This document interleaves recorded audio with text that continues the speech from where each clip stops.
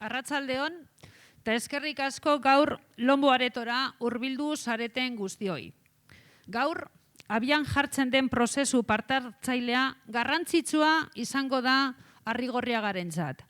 Ziur gaude horretaz, eta ziur gaude parte hartuko duten herritarrak ere, jabetuko direla bere garrantziaz bidea egiten goazen heinean.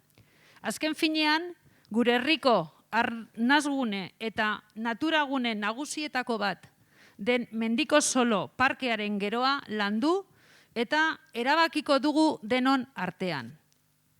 Arrigorriagan bizi garen guztiok daukagu parte hartzeko, proposamenak luzatzeko eta proiektuaren nondik norakoak ezagutzeko aukera. Gardentasun ariketa da egingo duguna, horrela ulertzen dugulako gure eguneroko jarduna. Udal gobernura heldu ginenean, argi ikusi genuen, gai gatazkatsua, korapilatsua eta gogorra izango zela.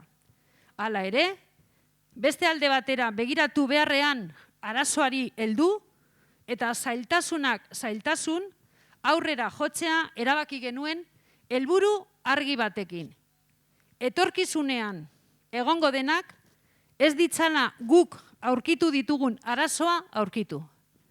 Eta Mendiko Solo parkeak izan dezala hurrengo hamarkadetan etorkizun oparo eta jasangarria. Hori izan zen gai honekin hasi ginenean hartu genuen konpromesua 100 neurriko gobernu planean jaso genuena, 75. zenbakian, eta ari horretatik aritu gara lanean etengabe. Gaur, aurkezpena egingo duten pertsonak profesional bikainak dira, eskarmentu handikoak eta lan eskerga egiten ari dira momentu honetan. Urtegiarena ez da gai erreza, inondik inora. Askotan oso teknikoa baita, baina bereziko garrantzia dauka, herritarrek ondo ezagutzea eta egoeraren jabe momentu oro izatea. Bukatzeko, herritarroi gonbida luzatu nahi dizuet parte hartzeko, ekarpenak egiteko eta zuen ikuspuntua plazaratzeko. Horrela, erabakitze prozesu hau denon artean elikatu, aberaztu eta garatuko dugulako. Besterik gabe, mila esker.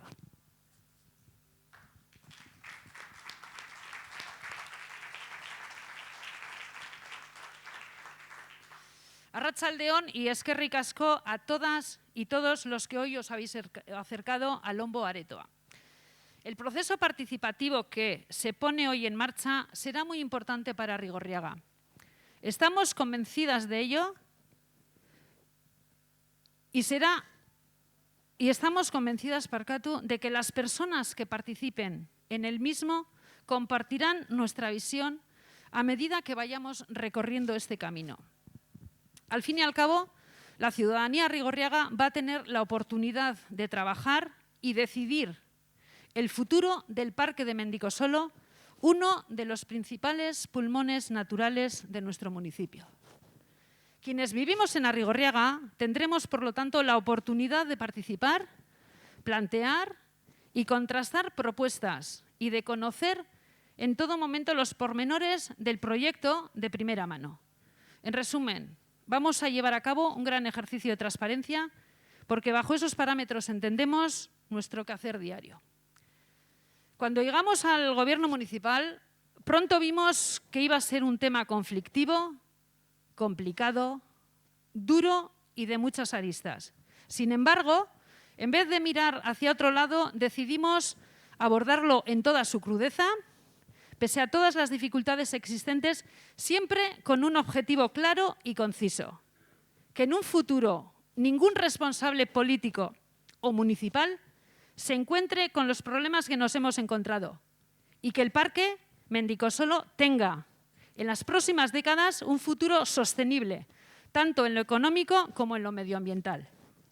Ese fue el compromiso que adquirimos con la ciudadanía en su día y que recogimos en el Plan de Gobierno de 100 medidas, como medida 75, Y es el compromiso que mantenemos a día de hoy. Las personas que hoy van a llevar a cabo esta presentación son excelentes profesionales con mucha experiencia y están realizando una labor muy minuciosa. La problemática del embalse no es en absoluto sencilla. Tiene un importante componente técnico, pero es fundamental que la ciudadanía, que las vecinas y vecinos de Arrigorriaga lo conozcamos y seamos conscientes de la situación que tenemos. Por último, no quiero desaprovechar la oportunidad de invitar a todos y a todas las vecinas y vecinos a participar, a aportar y dar su punto de vista para que entre todas y todos podamos alimentar, desarrollar y enriquecer este proceso de decisión. Besterik gabe, mila esker.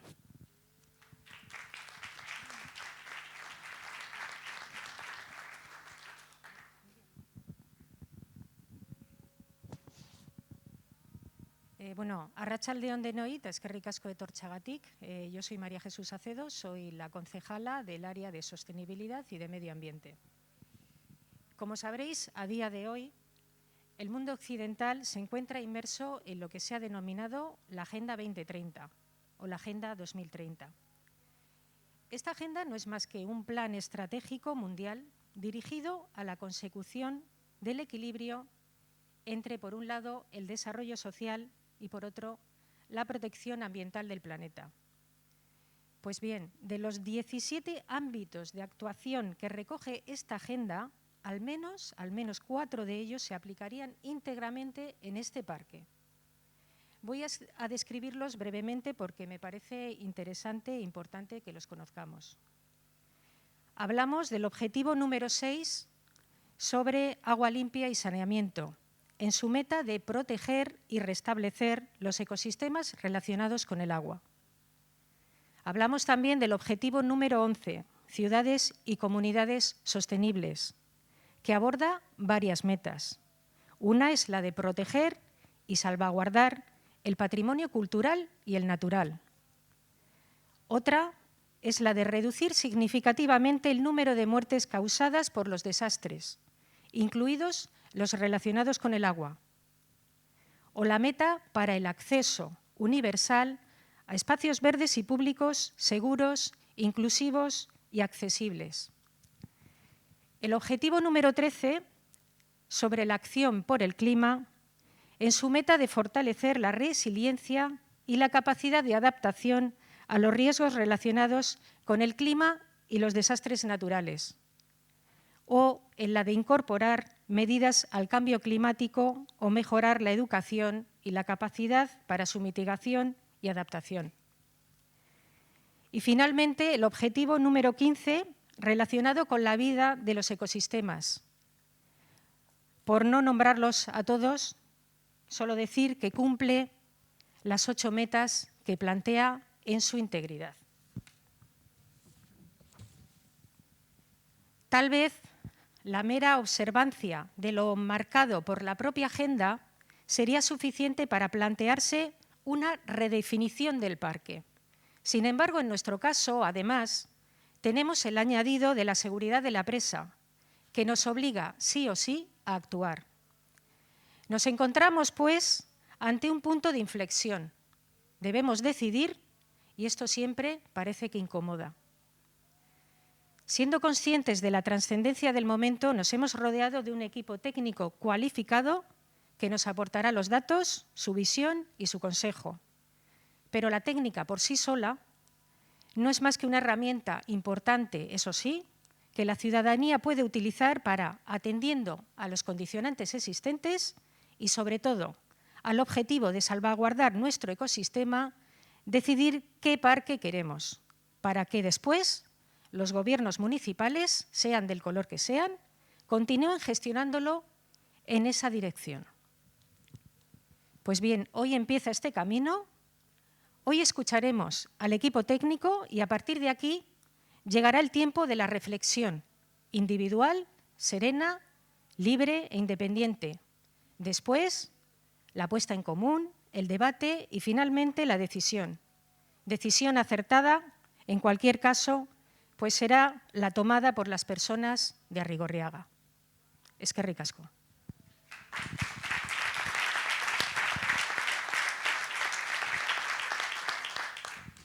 Y sin alargarnos más, voy a hacer las presentaciones. Tengo aquí a mi izquierda primero Paola Sangali, bióloga por la Universidad Central de Barcelona y máster de jardinería y paisaje, Universidad Politécnica de Valencia. Forma parte del estudio SCIA, estudio que está especializado en proyectos de bioingeniería y paisaje a todas las escalas. Y, siguiente, Amaia Albéniz es arquitecta, integrante del grupo Iridunak, Estudio A, formado por profesionales de la arquitectura y el urbanismo, que trabajan desde la perspectiva de género, la participación y la ecología, en equilibrio con el territorio y las personas que los habitamos. Y ya os dejo con ellas, que ello es lo importante y lo que ellas nos van a trasladar. Eskerrik asko etortxagatik. Eskerrik asko. Bueno, tengo que bajar un momentito para poder... Desaparezco 2 segundos, pero bajo, ¿eh? A ver, que no pise nada, yo aquí. Eso es, vale. Bueno, pues aquí estoy. Bueno, mi nombre es Paola Sangali, represento a una empresa que se llama Sangali Connolly Asociados, CIA, que es especialista en soluciones basadas en la naturaleza y en bioingeniería y paisaje, básicamente.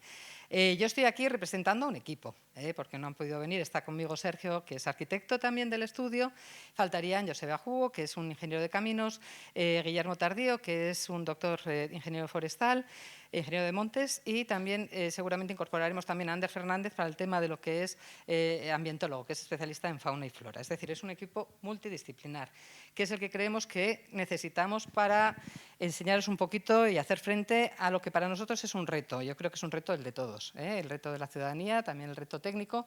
Y por eso también desde el principio hemos querido que fuera algo participativo. Desde el Ayuntamiento lo vieron claro, que como son temas, aunque sean técnicos, es necesario que todos sepamos dónde estamos y que podamos colaborar un poco para ponerlo en marcha. Entonces, bueno, voy a presentaros un poco. Hombre, me toca bailarlo con la más fea, o sea, me refiero a la parte técnica, es un poco aburrida.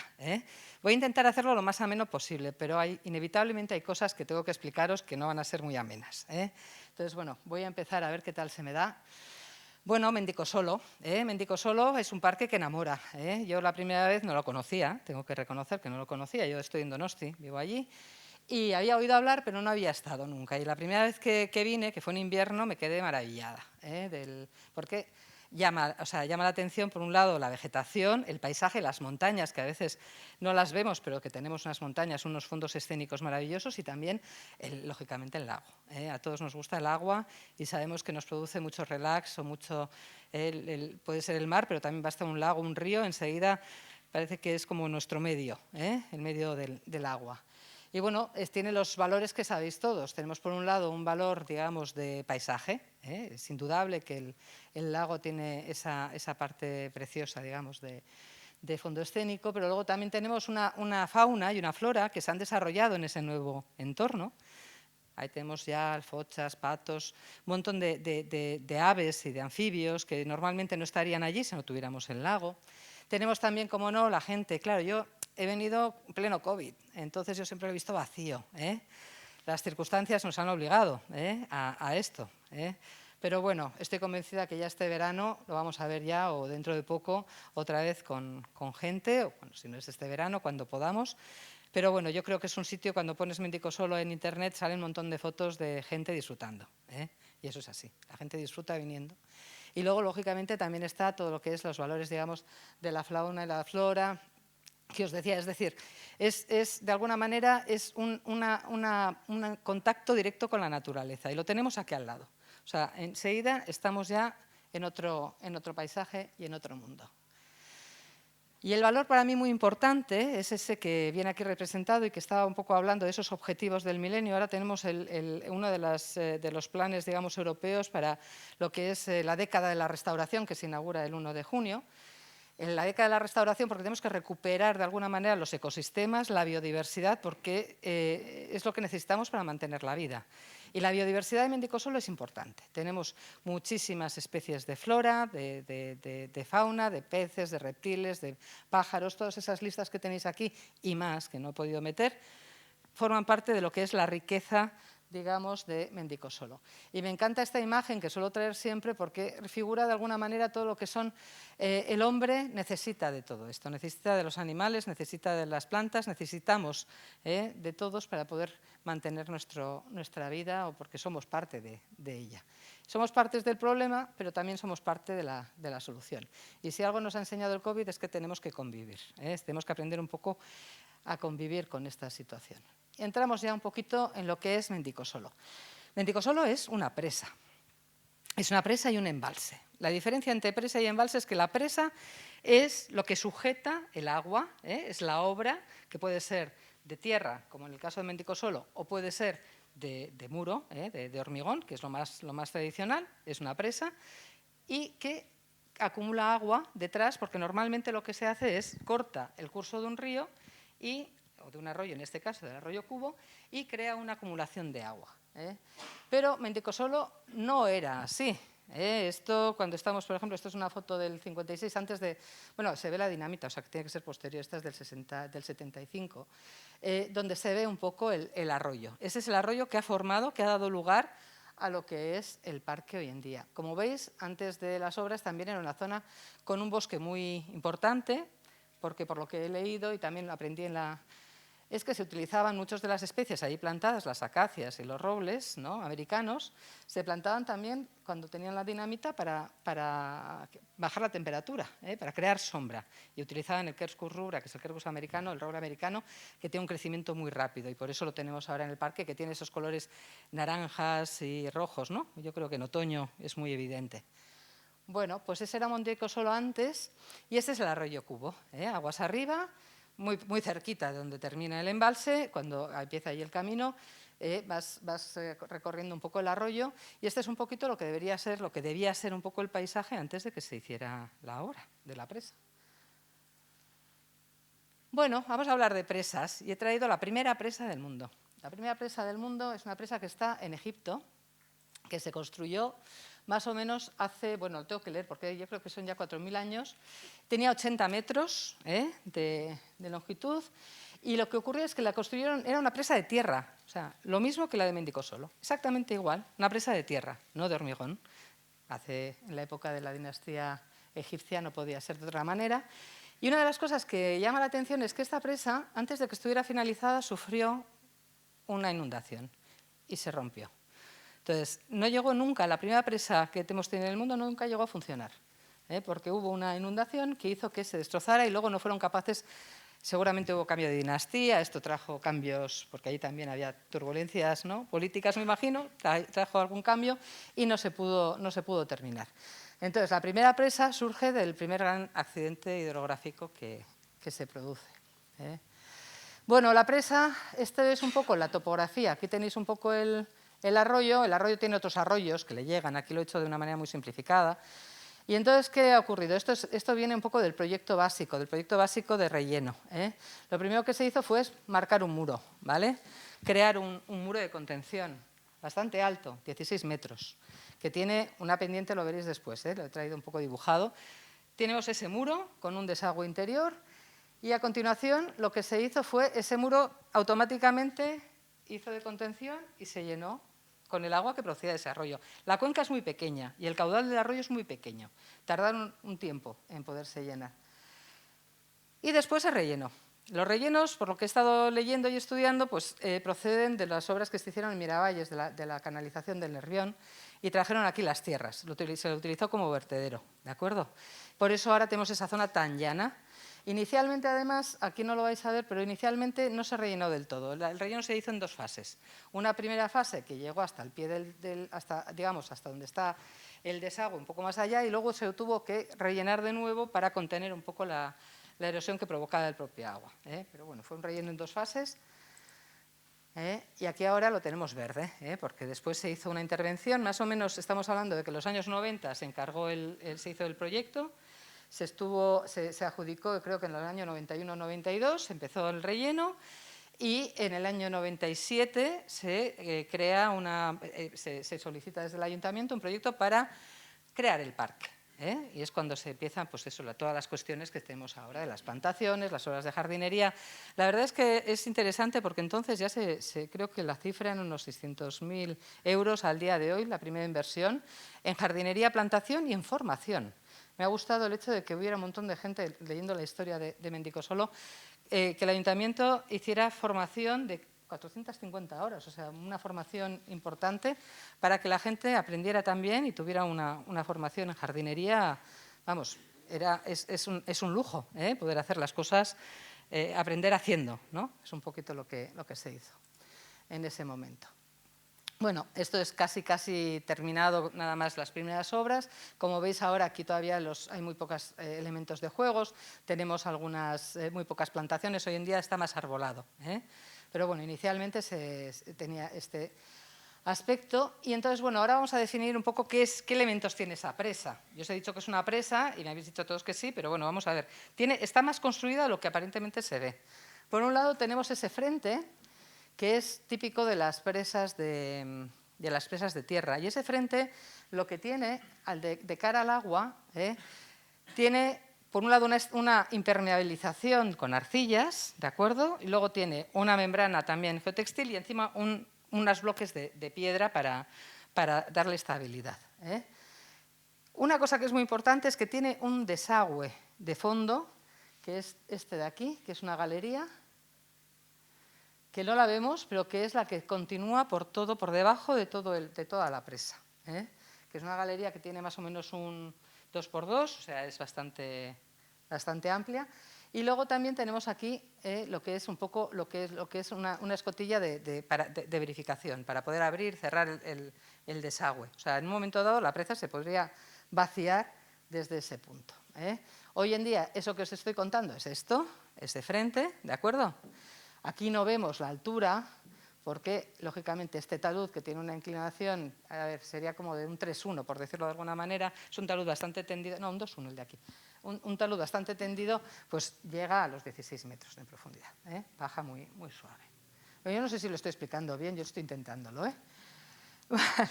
Esto sería, lo que veis, es esa galería que accede al desagüe de fondo y luego tiene un aliviadero. Un aliviadero que es el que marca el tope de agua que puede tener el embalse. Ese aliviadero está 2 metros por debajo de la coronación, es decir, que si arriba estamos a 92, abajo, allí estaremos a 90. Más o menos coge, en realidad es 91 con algo y 89, pero bueno, da igual. Coge la cota de inicio del río, ¿de acuerdo? Está al mismo nivel. Y en principio está dimensionado y calculado para que el agua pueda fluir normalmente y no tenga problemas o sea, la oscilación no sea muy elevada. Como no hay un aprovechamiento, sí, ya sé que se utiliza para riego, eso lo sé, pero no hay un aprovechamiento hidroeléctrico. Muchas veces las presas se hacen para provocar energía eléctrica o se utiliza para, a lo mejor, hacer captaciones de riego, pero de grandes extensiones de regadío. Este no es el caso. Aquí las oscilaciones, tenemos un uso bastante limitado del agua y las oscilaciones, sobre todo, se deben al tema de la evaporación y a condiciones meteorológicas. Cuando hay sequía y tenemos, como es una cuenca que es bastante rápida, pues notaréis que baja un poco el nivel del agua. En años de sequía, en el 2017, por ejemplo, estaría más bajo. Cuando hay años de abundancia, pues siempre está a ese nivel. No puede ir más allá, ¿de acuerdo? Porque si va más allá, malo. Empezamos a tener problemas. Bueno, luego, a partir de aquí, esto sería el canal que hay por debajo, que no se ve, el desagüe de fondo, pero luego nosotros tenemos, a partir del aliviadero, otro canal que va por el límite, ¿de acuerdo?, que está hormigonado, que tiene una sección también calculada, trapezoidal, y que cuando llega al final se transforma, ya lo sabéis todos, en una especie de saltos, que a veces también sirven para el remonte de los peces, aunque tiene mucha pendiente en este caso. Y aquí lo veis, lo que os decía, que aquí en los primeros el límite estaba aquí, del relleno, ahora ha bajado hasta aquí, un poco los cambios que ha habido durante el tiempo. Bueno, las presas, una cuestión que no depende de nosotros, o sea, la Dirección General del Agua y en concreto la Dirección de Presas del Ministerio de Transición Ecológica, porque ahora han cambiado el nombre, pero es el Ministerio de Transición Ecológica, determina que las presas, por su tamaño, se pueden clasificar en grandes presas o en el resto, ¿vale? ¿Qué es una presa grande? Pues aquella que tiene de entrada más de 15 metros de altura. La nuestra hemos dicho que tiene 16. Por lo tanto, Mendicosolo ya empezamos a creer, ya es una gran presa, ¿vale? Desde ese punto de vista de clasificación. Pero a la vez hay otra clasificación que tiene que ver más con el agua que almacena y los peligros que puede crear. Y en eso, en función de esa categoría, se clasifican en A, B o C, ¿de acuerdo? Y es algo que por legislación es obligatorio. O sea, la Dirección General de Presas solicita que las presas, solicitó en su momento, hace ya años, al Ayuntamiento, que tenía que clasificar la presa.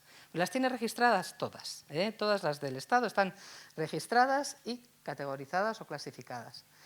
Entonces, bueno, hay otra cuestión que también dice aquí, que es, si no llega a los 15 metros, pero tiene más de 1 hectómetro cúbico de agua, también es gran presa. Pero nosotros ya, como tenemos 16, esto ya no nos afecta. Bueno, la clasificación que se propuso en su momento para la presa de Mendicosolo está clasificada, ya está clasificada, es decir, la clasificaron en el 2019, ya dijeron, esta presa es categoría A. Y esto ha sido así porque se ha hecho un estudio, del que os voy a hacer solo un extracto, en el que se analizaron no solo la altura, sino también la cantidad de agua y cuáles son los peligros que esto provoca aguas abajo. En el hipotético caso de que la presa se rompiera, y digo hipotético, porque hay cuestiones que habría que mirar, o sea, es difícil, pero podría ser. Tú imagínate, hipotético caso de que esto se rompiera, porque hay una catástrofe, porque viene el Gloria del año pasado, o cae, no sé, la del 83 en Bilbao. Imaginaros un evento catastrófico, tiene que ser de ese orden, para esta presa, creo yo. Pues entonces, en un momento dado, pues los daños son lo suficientemente importantes como para que entre dentro sin ningún tipo de paliativo en la categoría A. O sea, no es que haya dudas, es que tal como lo han analizado, está dentro de los parámetros. ¿Esto qué implica? Pues lo veréis después. Implica un montón de condicionantes y de cosas que ahora Mendicosolo no tiene, ¿de acuerdo? O que debería tener. Para que os hagáis una idea, esta presa, que tiene 79 metros, 76 metros de altura, que acumula 447 hectómetros cúbicos, es decir, 447 veces más que la de Mendicosolo, que tiene 2.089 hectáreas frente a la hectárea y media, tiene la misma categoría, la misma exacta que la presa de Mendicosolo. O sea, no es una cuestión de tamaño, como dices, no, pues esto es una cuestión de cómo está definida la ley, ley que además acaba de ser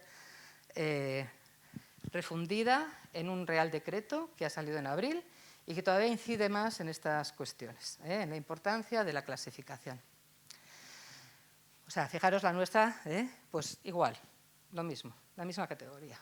Manda narices, ¿verdad? Cuando ves esto dices, ¿cómo puede ser? Pues es así.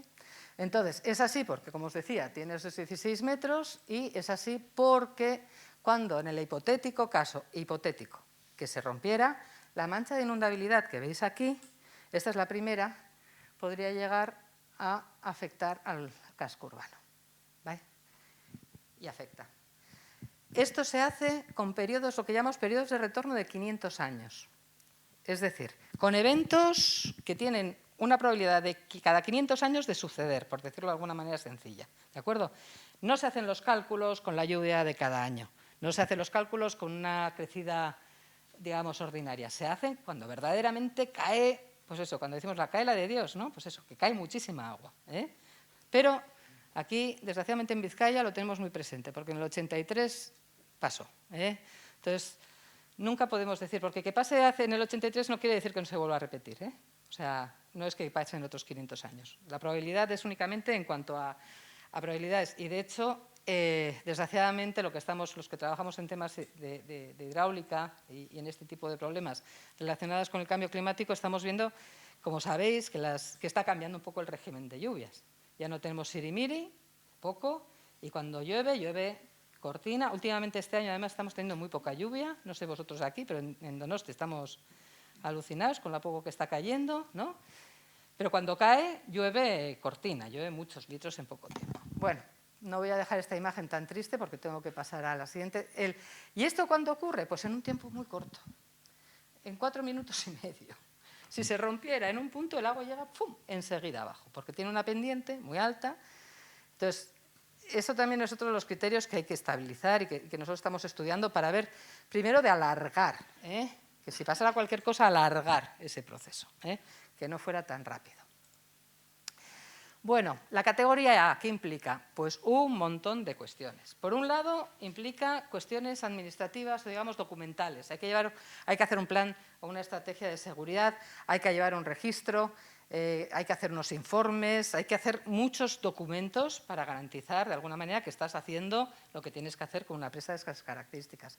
Pero además, hay que añadir, bueno, no os lo voy a leer porque es muy largo, todas las cosas que, por ejemplo, le faltarían a la presa para poder ser categoría A.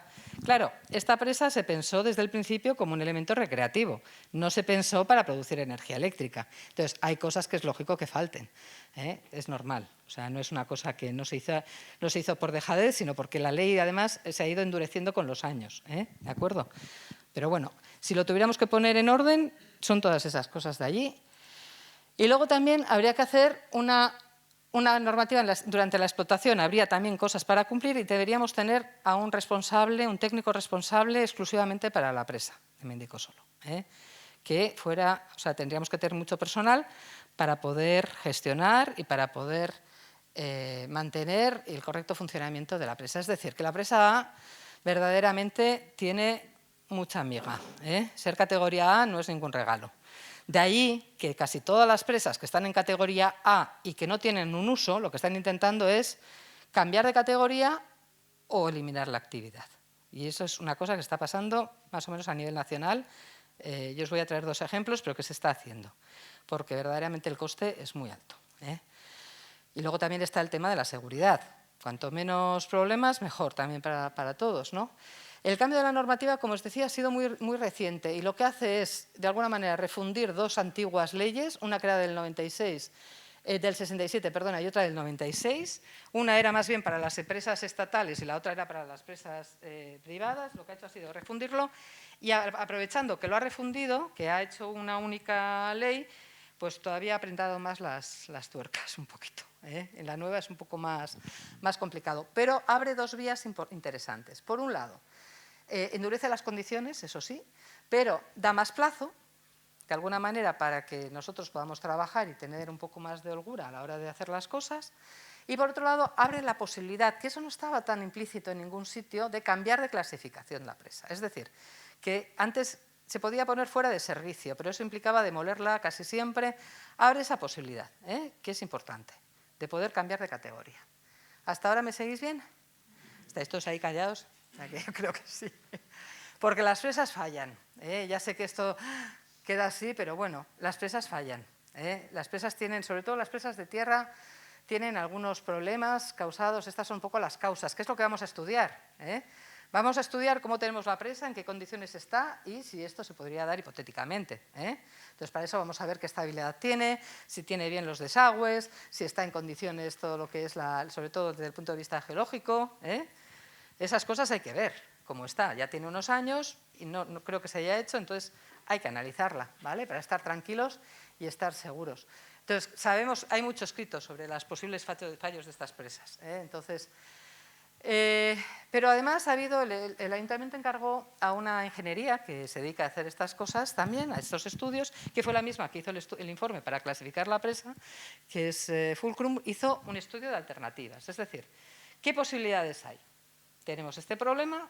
La primera alternativa es, ellos hicieron un análisis interesante porque analizan no solo la parte económica, sino la parte, digamos, también medioambiental, la parte de seguridad y la parte de ocio, ¿eh? Dan un poco esos y hacen una valoración coste-beneficio, ¿eh? Entonces, la alternativa primera, ¿cuál era? Pues mantenemos la presa como está. Desde el punto de vista medioambiental y de ocio no cambia nada, ¿no?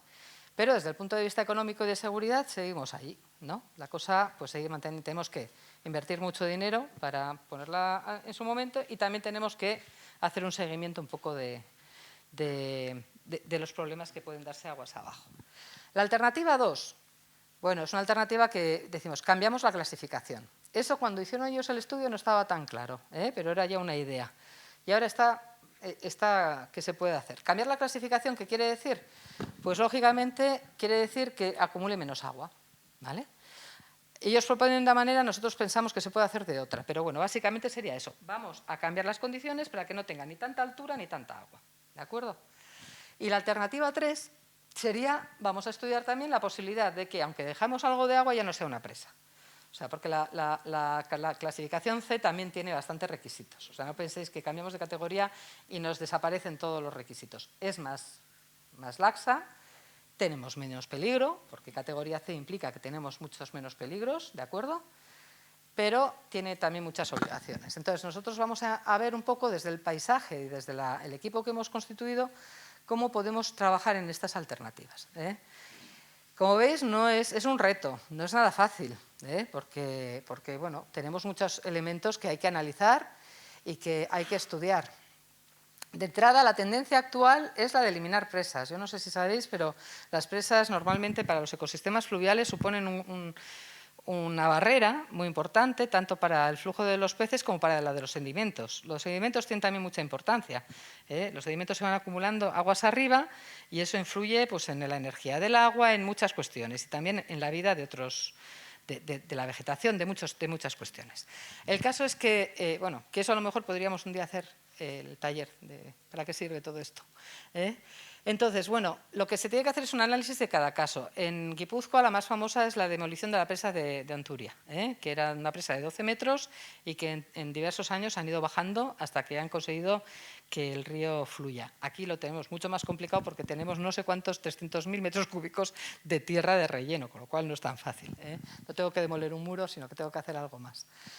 De hecho, se están planteando incluso la demolición de presas como la del Cañón del Colorado. O sea, esto que pongo no es… si ponéis Removal Dam, en cualquier sitio veréis que hay un montón de presas enormes que se están eliminando y no es nada fácil. ¿Y de esto por qué? Pues desgraciadamente por algo de lo que habéis ya mencionado un poco en lo de las… digamos, todo lo que es la Agenda 2030 que habéis mencionado, tiene que ver un poco también con la otro desafío que tenemos ante nosotros. El COVID nos ha dejado todos un poco para allá, pero el desafío real que tenemos ahora es este, el del cambio climático, que algunos lo creen más, otros menos, pero las estrategias y las políticas van todas en la idea de que se lo creen. Greenpeace utilizó esta imagen que digo, vaya, utilizan un oso, claro, nos da mucha pena el oso, cuando en realidad lo que deberíamos ver en la imagen es que somos nosotros los que estamos así.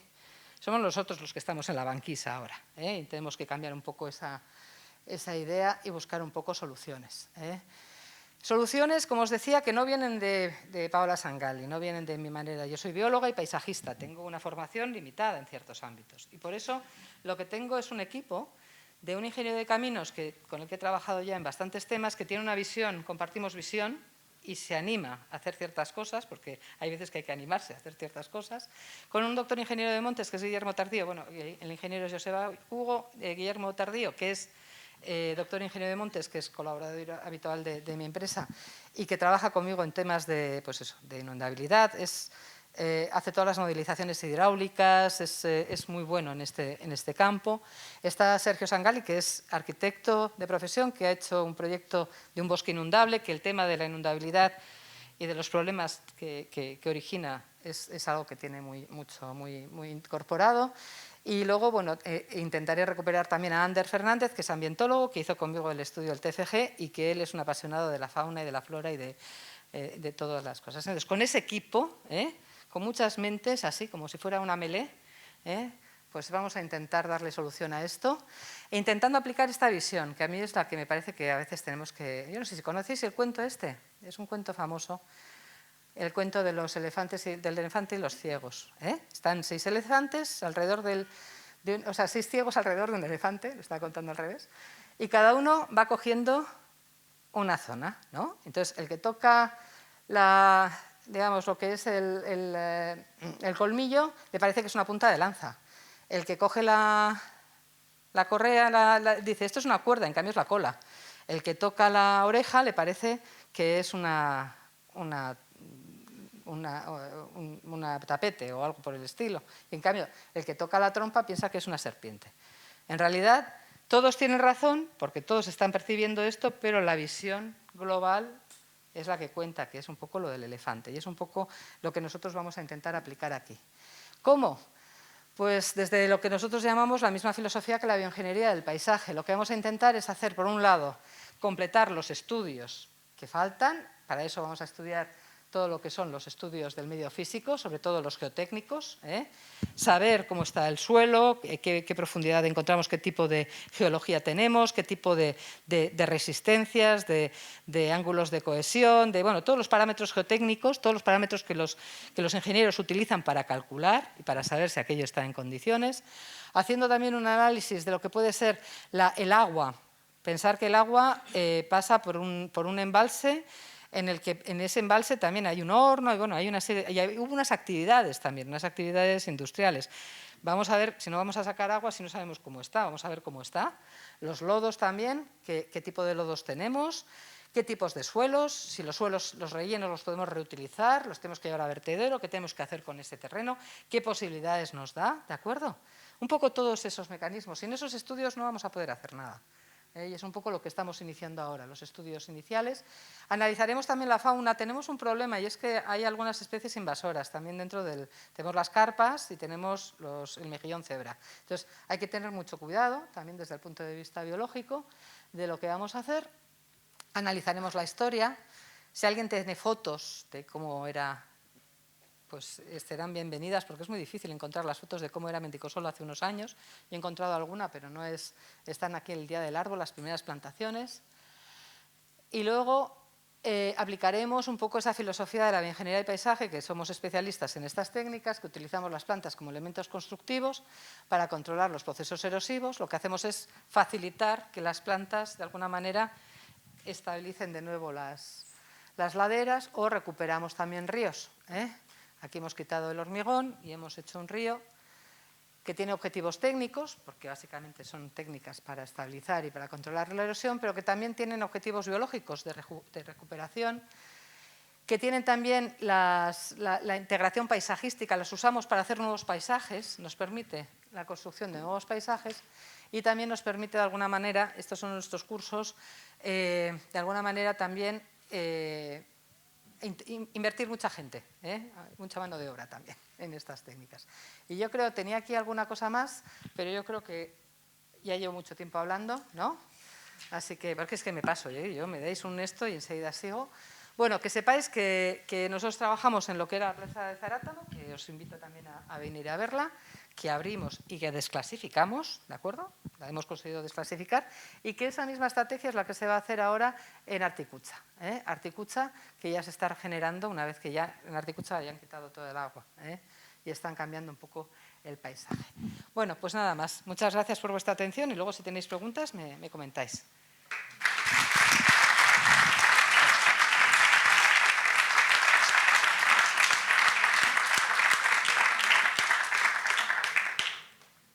Vale.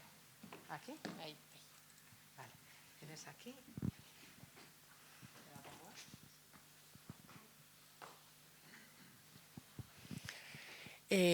Vale, pues bueno, ni Amaia albeniz naiz, ni arkitektoa naz, zera Maite esan duen bezala. Bueno, lo primero que tengo que decir es que estoy como maravillada con la charla de Paola, porque yo había hablado con ella un montón de veces, o sea, ya estamos metidas de lleno en el proyecto de Mendicosolo, pero oírselo decir así como claramente es como que, ¿no? El resumen te ilustra un montón.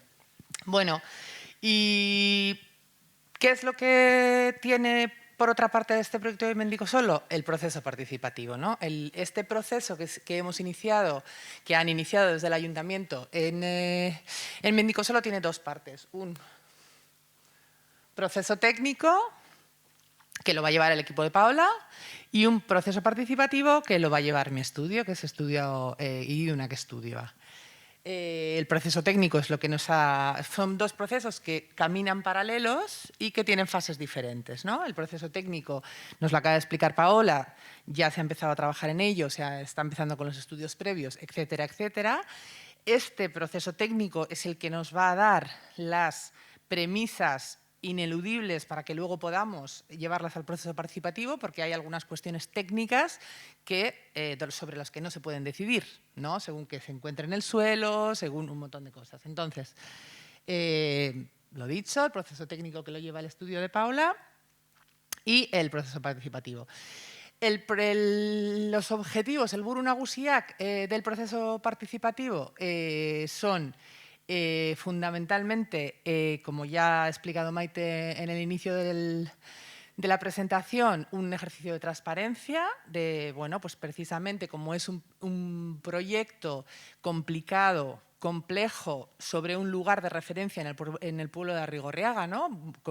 Muy sensible a todas y todos vosotros, ¿no? Como un lugar propio, de mucho uso. Bueno, pues se ha decidido que una parte importante tiene que ser como este ida y venida de la información constantemente, tanto del proceso técnico, o sea, del proceso técnico precisamente a través de la participación o de estas presentaciones, ¿no? Entonces, el ejercicio de transparencia absoluta con este tema, la construcción colectiva de una conciencia colectiva sobre Mendicosolo, ¿no? Sobre los valores que tenemos en Mendicosolo, sobre los valores que hay que preservar en Mendicosolo sí o sí por la Agenda 2030, sí o sí por una conciencia medioambiental, ¿no? En el pueblo de Arrigorriaga. Y el diseño de los usos de Mendicosolo, o sea, trabajar el diseño de los usos de Mendicosolo entre todas y todos, ¿no? Una vez que tenemos los condicionantes técnicos, poder sentarnos en una mesa y ver cómo queremos que sea el parque. Para conseguir estos objetivos, en realidad se está haciendo un trabajo de comunicación y el proceso participativo. El proceso de comunicación pues, ha empezado, por ejemplo, con la revista que habéis recibido, ¿no? Es una parte más de este proceso de transparencia, y el proceso participativo, que va a tener 3 fases. Una primera fase, que es una fase de información, que es en la que estamos ahora y de la que forma también parte la revista que habéis recibido, en que eso es esta sesión en la que se ha dado un poco cuenta de, como bien ha explicado Paola, de todas las condicionantes sectoriales que nos vienen de arriba y que son obligados, de obligado cumplimiento legal, y que son los que tenemos que partir, ¿no? Y para explicar de qué trata el proceso participativo, que está siendo ahora mi parte. Esta es esta primera fase del proceso participativo, que es una fase informativa. La segunda fase es una fase de formación y deliberación, que constará de unas sesiones participativas con esa estructura que veis ahí, que es como una estructura de formación y diagnóstico, análisis de alternativas y propuestas. ¿Esto qué quiere decir? Nosotros siempre ponemos que en participación es muy importante la formación, porque para decidir sobre algo o para trabajar sobre algo tenemos que saber de lo que estamos haciendo, ¿no? Estos procesos participativos de me ponen 3 cosas y elige, y si no sabes ni lo que estás eligiendo, ¿no? Entonces hay una parte importante de formación, ahora cuando pues, que ha empezado ahora mismo con la charla de Paola, ¿no? De qué es una presa, qué es lo que tenemos ahí y qué oportunidades y peligros conlleva, ¿no? Y ser como conscientes de todo eso a la hora de sentarnos en una mesa a trabajar. El análisis de alternativas, ¿no? Ahora mismo en el proceso bueno, estas sesiones se llevarán a cabo entre junio y septiembre, y eso, o sea, después de la formación, o sea, se establece como un análisis de alternativas. Estas alternativas, el equipo de Paola, cuando empiecen a hacer los análisis previos y vayamos teniendo datos, podremos, aparte de esas alternativas que decía ella que existen ya del informe previo, veremos con los datos reales si realmente son alternativas reales o no, ¿no? Ahora mismo son alternativas puestas en un papel, pero puede que lo que salga en el suelo haga que alguna alternativa se tenga que caer y no la tengamos ni que valorar, o no, muchas cosas. Entonces, ese análisis de alternativas se analizarán además desde un punto de vista tanto medioambiental, económico y social, ¿no? O sea, los ondorioak, ¿no? Las consecuencias que van a tener cada tipo de intervención, y un análisis de los usos actuales de Mendicosolo y de los valores actuales de Mendicosolo y en un futuro, ¿no? En esto, por ejemplo, pues traeremos, por ejemplo, a colación ejemplos de parques, de posibilidades ¿no?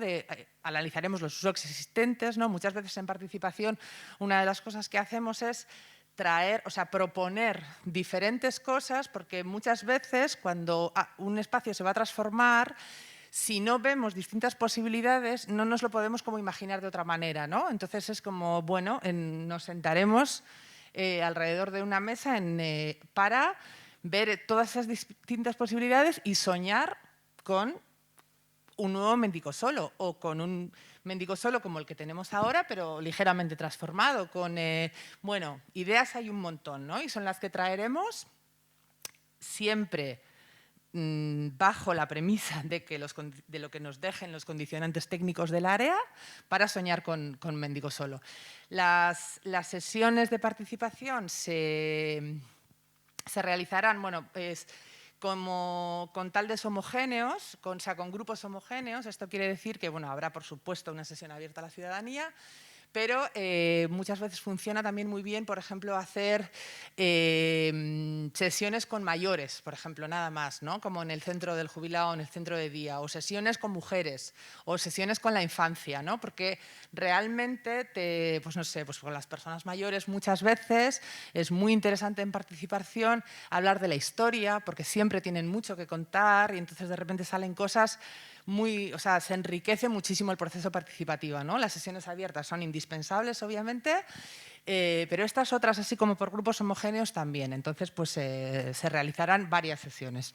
Y la última parte de la sesión será consensuar posibles propuestas de usos, ¿no? De qué queremos que pase en Mendicosolo, ¿no? Queremos, bueno, queremos que siga como hasta ahora, queremos que haya agua, no, de qué manera, tal, ¿no? Todas esas cosas son las que vamos a poder decidir. Bueno, eso es una amalgama de imágenes que parte son de Mendicosolo, parte no. Queremos que haya unos huertos, queremos que haya una zona como de... no, bueno, hay muchas posibilidades y ahí es donde vamos a poder incidir. Esta diapositiva la traigo porque me gusta un poco como lanzar este concepto de la mirada apreciativa que muchas veces en participación como de trabajar desde la ilusión, ¿no? Trabajar desde la emoción y la motivación de creer en un espacio mejor, ¿no? Y cómo realmente esa mirada apreciativa de hacernos preguntas e imaginarnos un futuro, de detectar lo que ahora nos gusta para no perderlo y quizás incidir ahí, ¿no? O tirar de ese hilo de lo que nos gusta, cómo funciona, pero no solo de un lugar, sino de una sensación, ¿no? Hablaba Paola del agua, por ejemplo. O sea, realmente, bueno, trabajar como desde ahí porque eso, ¿no? Esta frase que pongo ahí, porque las emociones y la motivación suelen ser el camino de más éxito. Y después de estas sesiones participativas, en las que será el momento en que hagáis todas esas aportaciones, ¿no? En las que con todas esas aportaciones de usos, nosotros se las pasaremos luego otra vez al equipo técnico, ¿no? Oye, mira, en Arrigorriaga nos dicen esto, que quieren esto, venga, ¿cómo lo podemos hacer?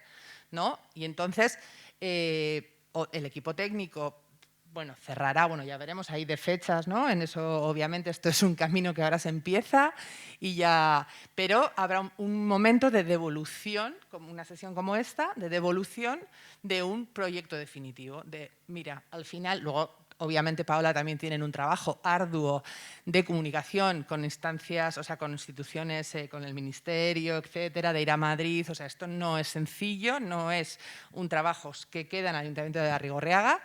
Entonces, bueno, pues cuando ya tengamos todo eso, habrá otra sesión de devolución del proyecto del proyecto definitivo de Mendicosolo.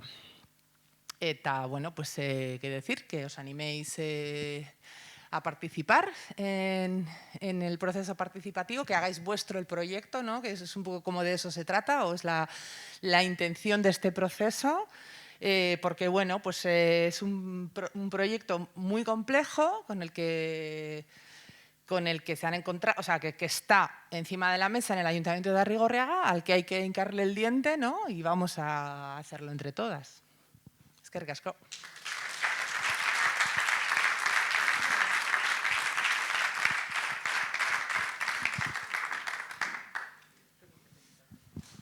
Eskerrik asko, Amaia, eta eskerrik asko, Paola.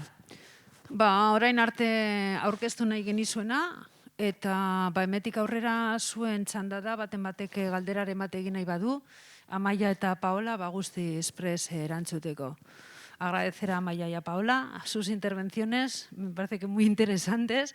Y ahora el momento, si alguien quiere hacer alguna pregunta, pues aprovechar para que Amaya y Paula, en alguna cosa que tengáis alguna duda respecto a este proyecto que empezamos, hace tiempo que empezamos, pero bueno, en cuanto aquí a trabajar todos juntos, pues ahora es cuando es el momento.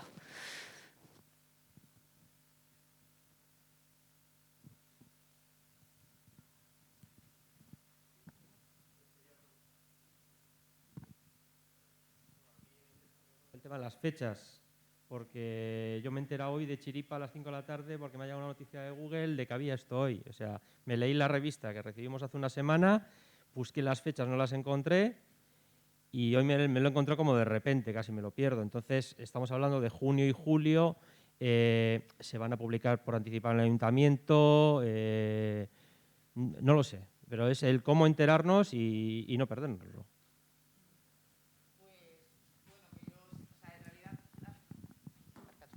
Las fechas son las que he hablado un poco ahí. O sea, ahora esto es la primera fase. La segunda fase, bueno, la primera fase ha sido la revista y esta charla.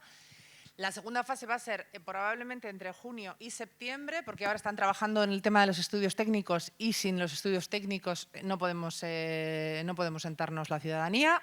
Entonces, obviamente las fechas se van a publicar en el ayuntamiento, se van a publicitar. En realidad eso sería ahora como entre final de junio y septiembre. Lo que has dicho, julio, no lo contemplamos porque es ya un mes pues, de vacaciones, que estamos en otra y entonces casi porque precisamente por tiempos, ahora mismo julio podría ser el mes, ¿no?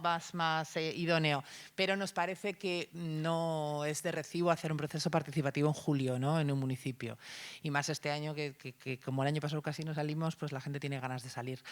Entonces, por eso va a ser entre final de junio y septiembre. Por ejemplo, la sesión abierta seguro va a ser en septiembre. Igual hacemos alguna sesión de grupos homogéneos a final de junio. Y luego la última devolución también en octubre. Es verdad que las fechas no están definidas, con lo que dices, entonces, bueno, yo creo que va a haber un apartado en la web municipal con un banner donde se van a ir publicando las fechas, entonces, bueno, si hay cierto interés, van a salir. Esperamos que funcione muy bien el tema de la comunicación. Vale, qué ricasco, solo es para que enterarse con tiempo. Vale. Y no estar mirando todos los días o pues ya me has dicho que será por septiembre, pues... Eso es. O no sé si puede haber un banner o alguna cosa, algún RSS en la página del ayuntamiento a la que te puedas suscribir, que te informe cuando realmente esto se ponga en marcha. Vale, es que ricasco.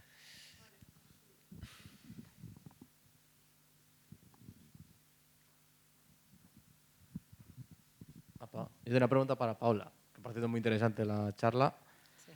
Quería preguntar, ¿en qué momento, o sea, en qué proceso estamos ahora en la fase técnica? ¿Se ha hecho algún tipo de estudio ya o se va a empezar ahora en verano? Se van a hacer ahora, porque en realidad lo que hemos hecho primero es recuperar toda la documentación. Aquí el ayuntamiento tenía, en urbanismo, tenían verdaderamente muy bien clasificada toda la documentación de los proyectos básicos, del proyecto de relleno, del proyecto del parque, muchísima documentación.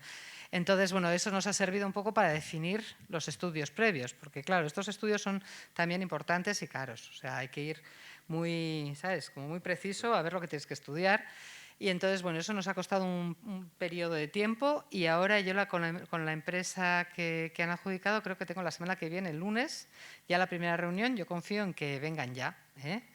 Ya vamos a cerrar las fechas porque ahora hace falta, primero vamos a empezar con los estudios geotécnicos, pero que se combinan con los estudios, los análisis, porque utilizamos los mismos estudios para hacer ya la extracción de material, ¿sabes? Para no tener que venir dos veces con máquinas, ¿eh? Aprovechar el mismo... Sí, para que se pueda aprovechar al mismo tiempo y para que todo, lo único, luego hay un plazo que siempre depende un poco de los laboratorios, porque hay que hacer muchos ensayos.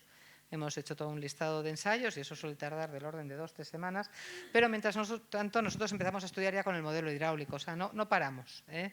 Nosotros siempre pensamos que es mejor esperar a tener todos los datos, porque nos ha pasado más de una vez que ya hemos hecho los dibujos y de repente para atrás, ¿no? Porque hay cosas que hay que ajustar, pero como ya hay mucha información previa, tampoco vamos a ciegas, ¿eh? Hay mucha información previa, hay unos estudios muy buenos previos. Entonces yo calculo eso, que estamos en esa fase Y mientras tanto, en paralelo, haremos todos los estudios hidráulicos. El famoso, esa mancha de inundación que nos trae locos, pues a ver un poco cómo la podemos laminar, cómo podemos hacer que tarde más, cómo podemos hacer que haya menos, ¿no? Que no haga efecto. En fin, todo eso es lo que vamos a estar trabajando. En el momento que tengamos más avanzado, haremos ya las propuestas. Pero yo creo que también se puede empezar a trabajar desde el otro lado también, ¿eh? Me refiero que es importante también que se entienda un poco qué mecanismos hay ahí detrás y qué es lo que se puede ir analizando un poco más de lo que da hoy una charla rápida acerca del funcionamiento. Muy bien.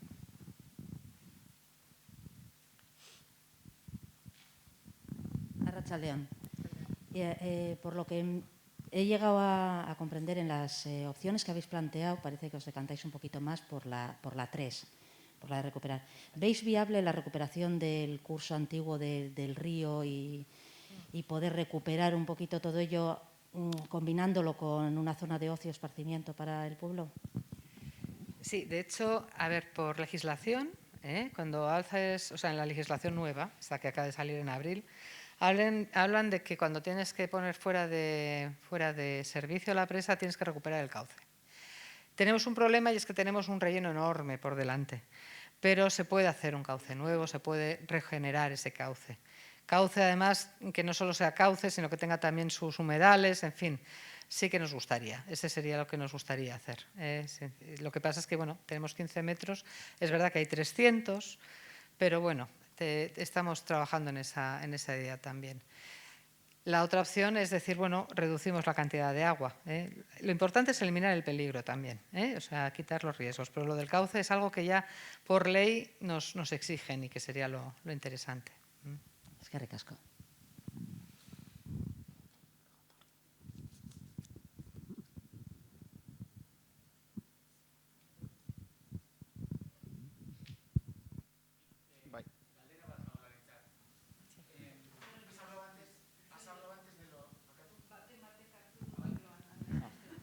Bai, parkatu Joseba.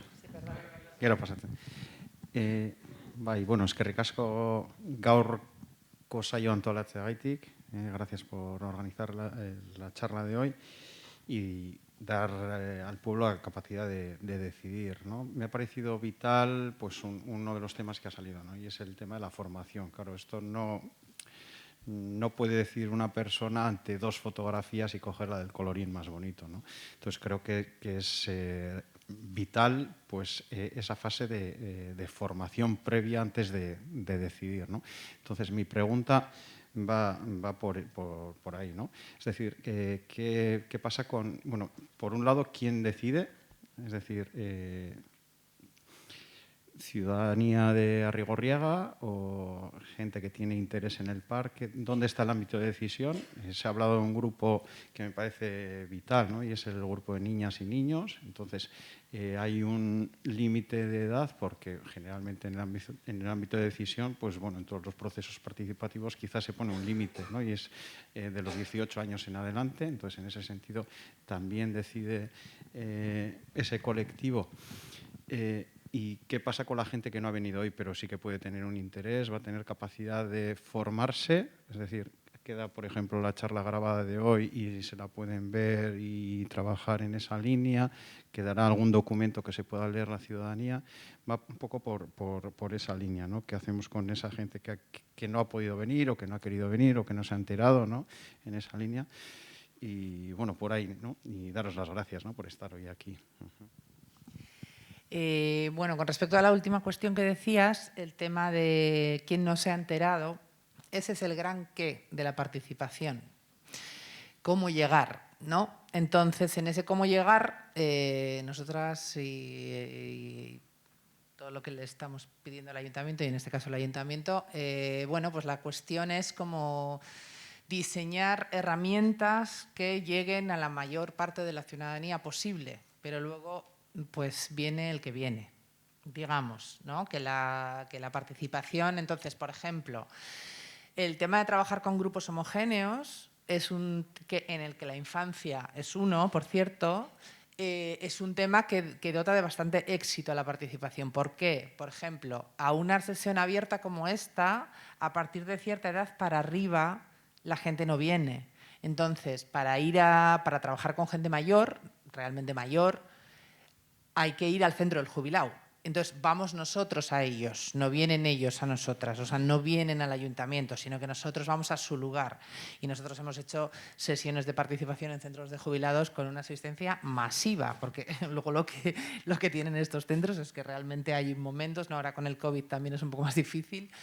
Entonces, bueno, pues se trata pues, de la pericia de intentar hacer que llegue a la mayor parte de la ciudadanía posible, ¿no? Entonces, de eso trata precisamente los grupos homogéneos, ¿no? Por ejemplo, a grupos de mujeres, por ejemplo, otra sesión con asociaciones, o sea, con gente asociada en Arrigorriaga. Con infancia, obviamente, con infancia suele ser bastante efectivo entrar en la escuela, no que los padres traigan a las criaturas, porque...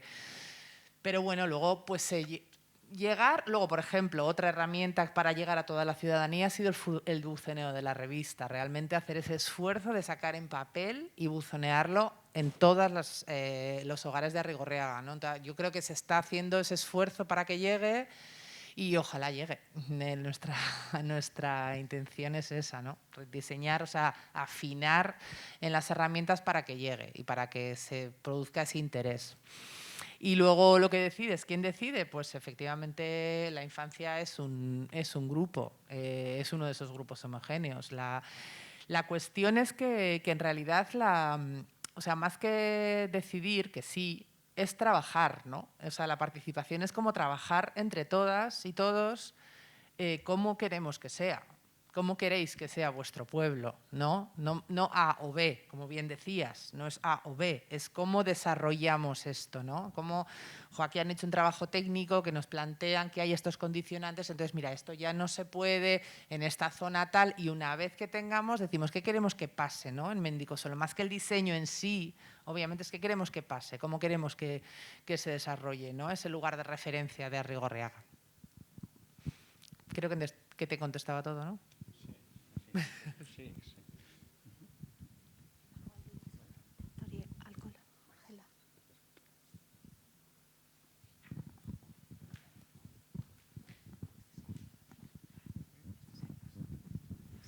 Bai, galdetu nahi nion Paolari. Paola, has hablado antes de que la nueva legislación como que da un poco más de margen, más de tiempo para actuar, pero ¿se puede decir cuánto tiempo tiene Arrigorriaga para actuar? O sea, nos van a obligar a decir, oye, tenéis que hacer algo ya en esa presa en tanto tiempo como máximo. ¿Se puede saber eso? Sí, de hecho algo así hay, ¿no? Eso lo puede decir más José.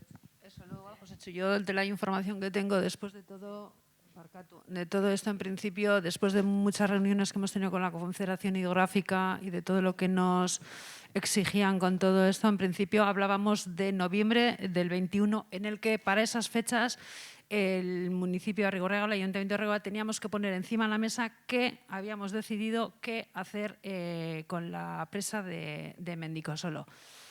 ¿Qué hacer? Por lo menos ellos, desde luego, siempre han tenido una actitud muy colaborativa, siempre han estado predispuestos a colaborar, a ayudar, porque desde las primeras reuniones que vinieron desde Oviedo en julio del 2019, que ya estuvimos visitando la presa, y es entonces cuando el equipo de gobierno tomamos conciencia de lo que teníamos, nos pusimos a trabajar efectivamente, y siempre ha sido por parte de ellos en ningún momento ninguna presión, pero sí que nos marcaban fecha de noviembre del 21. José Chu, si no me equivoco, es esa, ¿no? Y ahora sí que con la nueva legislación que hablaba Paula, en abril ha llegado, y ahí es donde sí que tenemos más tiempo, ¿no? José Chu, si quieres aclarar algo más. A ver, Arratsaldeon, en principio el plazo que teníamos para presentar una serie de documentación obligatoria para aquellas presas que estaban clasificadas en A, tipo A, era de 2 años. La clasificación tipo A resultó efectiva en noviembre del 2019. Por lo tanto, en noviembre del 2021 teníamos que haber presentado la documentación legal y las obras a realizar para adecuarla a la normativa. Con la modificación del 19 hay una disposición transitoria, o sea, del 19 de abril, creo que ha sido, de este mismo año, hay una disposición transitoria que especifica que aquellas presas que estaban ya clasificadas pero no habían presentado una serie de documentos como son las normas de explotación, los planes de emergencia y algunos tenían un plazo de 3 años a partir de la publicación de la entrada en vigor de la normativa, que es pues en abril del 2021. Es decir, ahora mismo podríamos decir que tenemos 3 años a partir de ahora para presentar toda la documentación como presa clase A. Evidentemente, si se toma otra alternativa, pues yo creo que el plazo se entiende que es el mismo.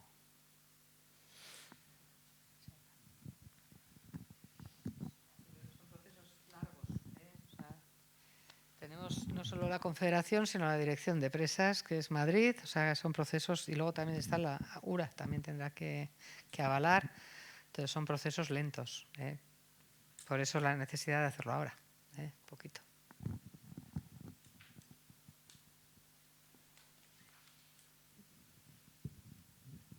Arratsaldeon. Habéis comentado eso, ¿no? Que tenemos, que evidentemente hay que acometer el tema cuanto antes, ¿no? Porque hay riesgo de que haya pues, algún accidente, un problema de esa índole, ¿no? Yo lo que sí quisiera es preguntaros y que explicarais un poquitín, a ver, también desde el punto de vista de ser sancionados, desde el punto de vista de que, ¿no? De que la agencia, no sé, la agencia realmente la que es, si ha realmente sancionado al ayuntamiento por no acometer estos trabajos antes, y qué riesgo hay hoy por hoy de que sea sancionada otra vez. Sanción se recibió en... bueno, pero un expediente... No, ahora no, pero quiero decir, en su momento hubo un expediente sancionador, se solucionó y bueno, y es entonces cuando nos pusimos manos a la obra. Para que no haya ningún equívoco. El expediente sancionador fue porque no se había clasificado la presa. Es decir, el ayuntamiento tenía el expediente, pero pues bueno, estaba en conversaciones con distintos organismos y no había procedido a hacer el acto formal de presentarlo. Entonces, bueno, pues llegó el expediente y el equipo bueno decidió, bueno, vamos a presentarlo y luego ya hablaremos. Con lo cual el expediente quedó cerrado. El expediente sancionador no está ahora mismo cerrado y estábamos en plazo. Por lo tanto, ahora mismo no hay ningún expediente abierto.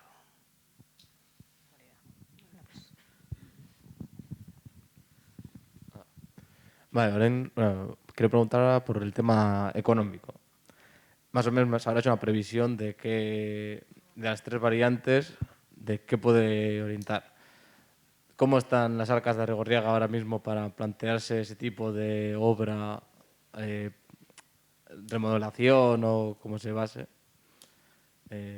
Bueno, pues a mí lo que me toca, lo que te puedo contestar es en este momento lo que tenemos que hacer son esos trabajos técnicos, después esa parte de participación y efectivamente todo se pondrá en la mesa, como os ha dicho, lo que es la parte medioambiental, la parte económica, la parte social y entre todos decidiremos qué es lo que queremos para ese parque, si realmente Arrigorriaga se puede permitir, teniendo en cuenta los costes económicos que puede generar el tener una presa de estas y lo decidiremos entre todos. ¿Qué cantidades? Pues es... yo ahora mismo no me puedo, o sea, sí que hay algunas cifras que rondan por ahí, pero no me atrevo a dar ninguna cifra. Osondo.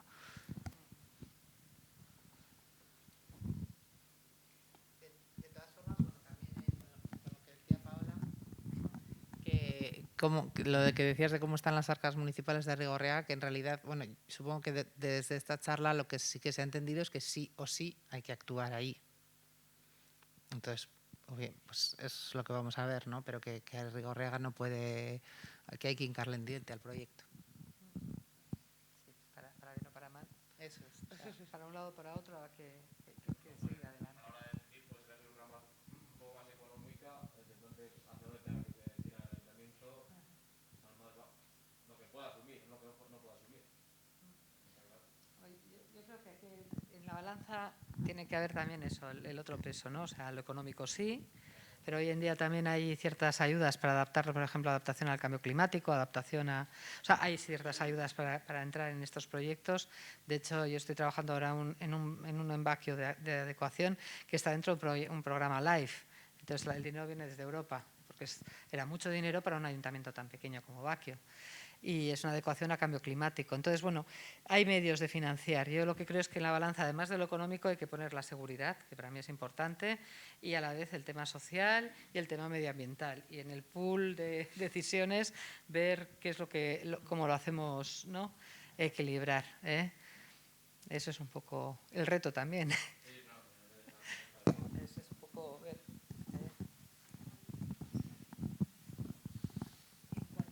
En cuanto a lo de la financiación, el coste que nos puede suponer tomar una opción, una presa u otra, sí que hay una diferencia. Como bien ha dicho Paola, hay muchas ayudas. En cuanto decidamos acometer un proyecto que tiene una repercusión ambiental o un proyecto de regeneración, de hacer alguna actuación de este tipo, sí que hay muchas ayudas, tanto del Gobierno vasco como a nivel europeo.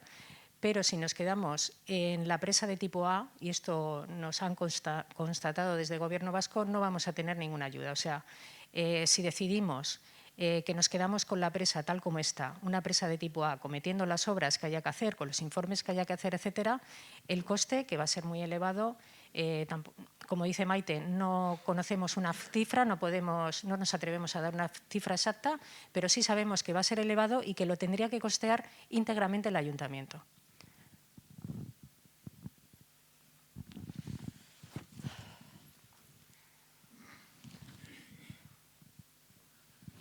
Bueno, bukatzen joateko, benetan berriro mila esker hurbildu zareten guztioi, benetan uste dut oso interesgarri esan dela, ematen dit oso gustora egon zaretela guzti hau entzuten, eta hemetik bakarrik lehen aipatu den bezala, konbidatzea prozesu honetan parte hartzera, eta denon artean nahi dugun Mendikosolo eraikitzea eta izatea nahi dugun parkea. Decía que agradeceros de nuevo el haber acudido al Lomo para esta presentación. Creo que me da la sensación de que ha sido muy interesante para todos los que habéis venido y repito lo que he dicho al principio de mi intervención. Invitaros a tomar parte, a participar y entre todos pues que hagamos el Mendikosolo que queremos, que sea el Mendikosolo más sostenible en todos los ámbitos. Berriro, mila esker eta eskerrik asko.